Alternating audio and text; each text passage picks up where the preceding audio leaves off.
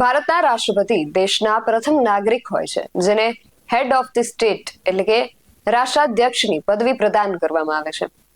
સરળ શબ્દોમાં કહું તો રાષ્ટ્રપતિ દેશમાં સૌથી ઊંચું બંધારણીય પદ ધરાવે છે, જેને સુપ્રીમ કોર્ટ મૃત્યુદંડ આપે તેને પણ ક્ષમા આપવાનો અધિકાર હોય છે. આ બધું સાંભળીને તમને થતું હશે કે રાષ્ટ્રપતિના અધિકારો વિશે અચાનક આ બધી વાતો કરવાનું શું કારણ છે રાષ્ટ્રપતિ દ્રૌપદી મુર્મુએ સુપ્રીમ કોર્ટને અમુક સવાલો કર્યા છે. સુપ્રીમ કોર્ટે અમુક સમય મર્યાદા નક્કી કરી હતી, જેને લઈને હવે રાષ્ટ્રપતિએ ખુલાસો માંગ્યો છે.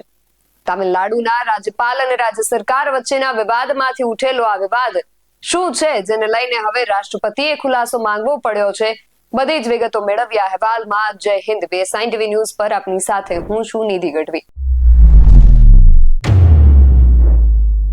ભારતના ઇતિહાસમાં પ્રથમ વખત એક ઘટના ઘટી જેમાં સુપ્રીમ કોર્ટે રાષ્ટ્રપતિને આદેશ આપ્યો.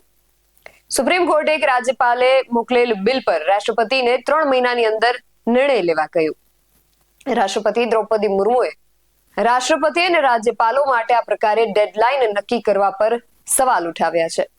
તેમણે કહ્યું કે જો બંધારણમાં આવી કોઈ જોગવાઈ નથી તો સુપ્રીમ કોર્ટ રાષ્ટ્રપતિ અને રાજ્યપાલ માટે બિલોને મંજૂરી આપવા માટે સમય મર્યાદા કેવી રીતે નક્કી કરી શકે?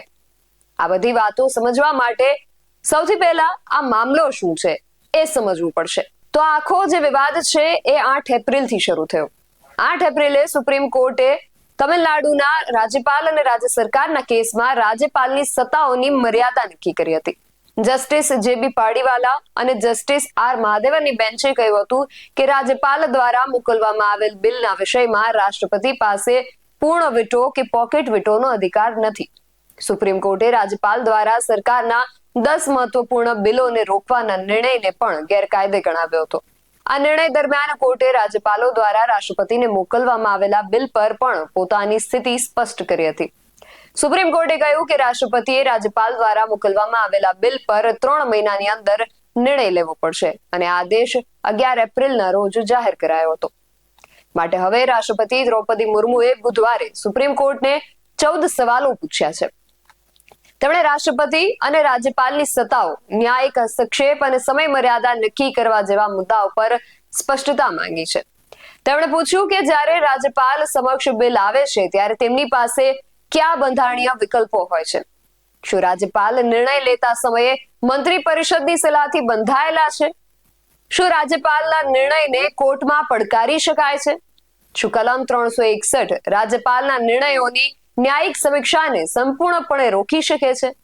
જો બંધારણમાં રાજ્યપાલ માટે કોઈ સમય મર્યાદા નક્કી નથી તો શું કોર્ટ કોઈ સમય મર્યાદા નક્કી કરી શકે છે? શું રાષ્ટ્રપતિના નિર્ણયને કોર્ટમાં પણ પડકારી શકાય?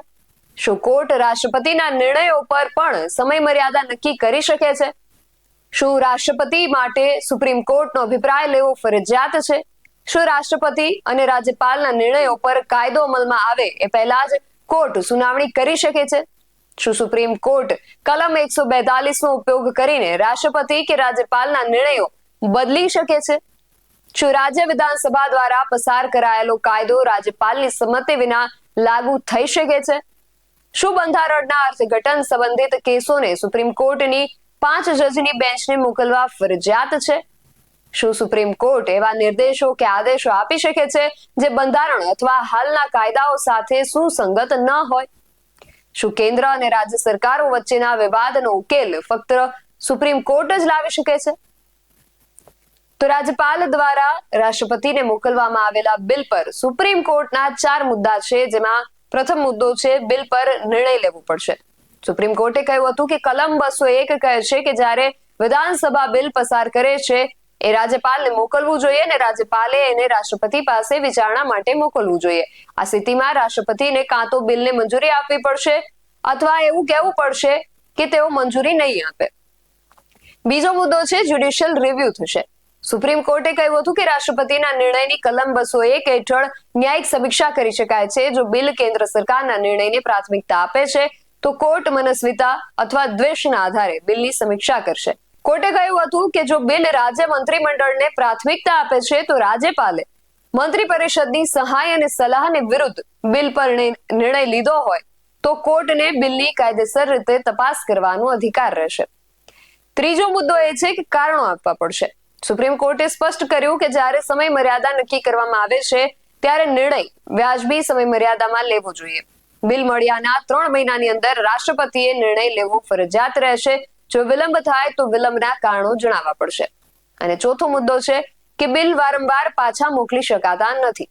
કોર્ટે કહ્યું હતું કે રાષ્ટ્રપતિ બિલને રાજ્ય વિધાનસભામાં સુધારા અથવા પુનર્વિચાર માટે પાછું મોકલે છે. જો વિધાનસભા એને ફરીથી પસાર કરે છે તો રાષ્ટ્રપતિએ એ બિલ પર અંતિમ નિર્ણય લેવો પડશે અને વારંવાર બિલ પરત કરવાની પ્રક્રિયા બંધ કરવી પડશે. રાષ્ટ્રપતિ દ્વારા પૂછવામાં આવેલ આ 14 પ્રશ્નો બાદ જાણે હવે આમાં આગળ ઘણા બધા કાયદાકીય દાવપેચ થશે એવું લાગી રહ્યું છે. શું નિર્ણય આવશે એ તો કહી ન શકાય, પણ એટલું જરૂરથી કહી શકાય કે જે પણ નિર્ણય આવશે એ ઐતિહાસિક રહેશે. આ વિશે તમારું શું માનવું છે અમને કમેન્ટ કરીને ચોક્કસથી જણાવજો. આવા જ વધુ અહેવાલો સાથે મળતા રહીશું. તમે મારી YouTube ચેનલને સબસ્ક્રાઇબ કરવાનું અને અમને Facebook અને Instagram પર ફોલો કરવાનું ભૂલશો નહીં. બાકી નવી અપડેટ્સ માટે આપ જોતા રહો બેઝ9 TV ન્યૂઝ. નમસ્કાર.